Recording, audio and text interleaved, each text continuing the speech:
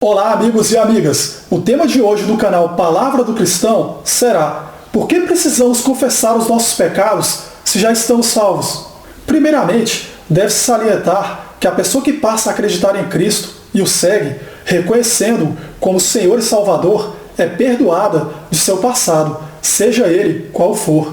Contudo, ainda que esteja na graça, isto é, na presença de Deus, ela, como todos nós, pode pecar novamente. Por isso, ainda que estejamos salvos, ainda pecamos. É impossível viver plenamente em estado de graça, porque muitas coisas acontecem ao nosso redor e independem da nossa vontade. Por isso, mesmo que sejamos os mais corretos, sempre haverá momentos em que erraremos de alguma forma. Mas jamais devemos recair nos mesmos erros que deixamos para trás. Do contrário, seremos cristãos hipócritas. Em Efésios capítulo 1, versículos 6 a 8, está escrito: para louvor da glória de sua graça, pela qual nos fez agradáveis assim no amado, em quem temos a redenção pelo seu sangue, a remissão das ofensas, segundo as riquezas da sua graça, que ele fez abundar para conosco em toda sabedoria e prudência. Essa passagem nos remete ao sacrifício de Jesus para livrar a humanidade do pecado e garantir o acesso ao paraíso através da salvação. De tal modo, o martírio de Jesus na cruz nos lavou da mácula do pecado. Literalmente, Cristo banhou a humanidade com seu precioso sangue. Assim, todos os pecados da humanidade foram automaticamente remidos, com a única condição de que aceitemos Jesus Cristo como Senhor e Salvador e passemos a fazer parte de seu ministério. Assim, o passado do pecador é esquecido e ele tem a oportunidade de conhecer a Cristo ou de se reconciliar com Ele. Sempre hão de existir oportunidades de nos voltarmos para Deus, mesmo no nosso último suspiro. Embora nossos pecados estejam perdoados, sofreremos as consequências deles, porque ainda estamos na terra, habitando-a com milhões de outras pessoas, com pensamentos, ideias e opiniões diferentes. E como filhos, por vezes, desagradamos o Pai, o deixamos de lado, o abandonamos. Mas Deus, em sua infinita misericórdia, sempre nos espera de braços abertos. O pecado é a única coisa que nos afasta de Deus. Jesus se doou por completo, um Deus que se tornou homem para livrar a humanidade do mal. Por essa razão, nenhum outro sacrifício é necessário para sermos salvos. Basta abrirmos o nosso coração a Deus e entregarmos nossa vida a Ele.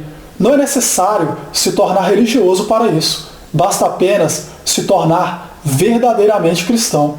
Em 1 João capítulo 1, versículo 9, está escrito: se afirmamos que estamos sem pecado, enganamos a nós mesmos, e a verdade não está em nós. Se confessarmos os nossos pecados, Ele é fiel e justo para nos perdoar os pecados e nos purificar de toda a injustiça.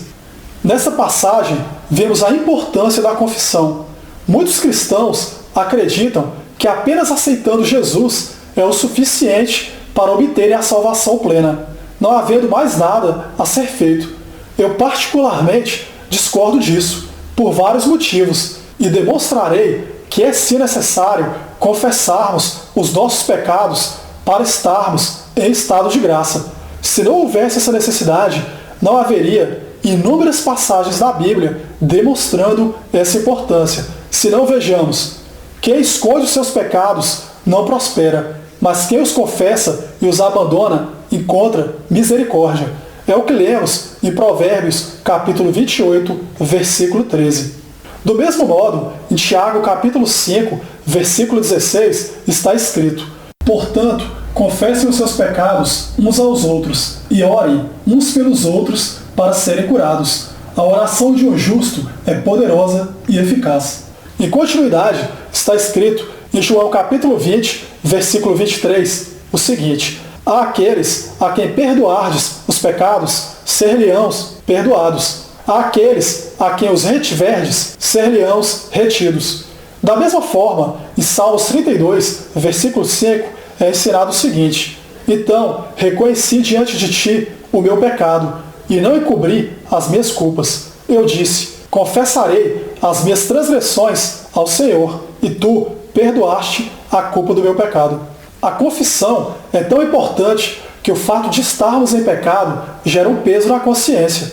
Esse encargo pode nos perseguir e nos deixar abatidos, como lemos em Salmos 38, versículo 18, da seguinte maneira: confesso a minha culpa, em angústia estou por causa do meu pecado.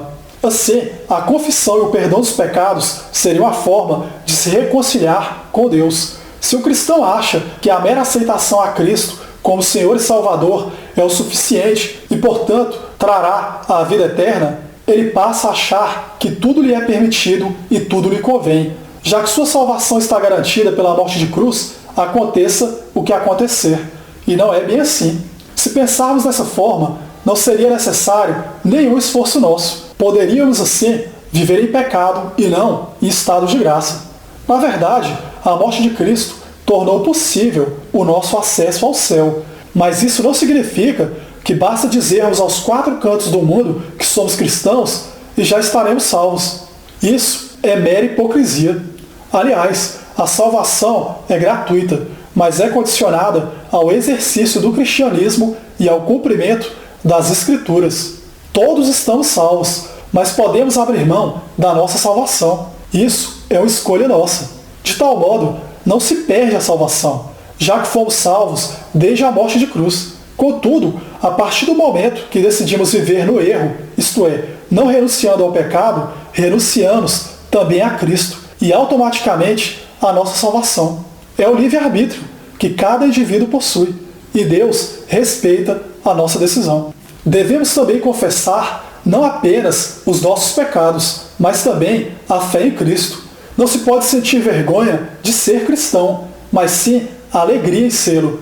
Isso é recomendado em Romanos capítulo 10, versículos 9 a 10, quando lemos: se você confessar com a sua boca que Jesus é o Senhor e crer em seu coração que Deus o ressuscitou dentre os mortos, será salvo.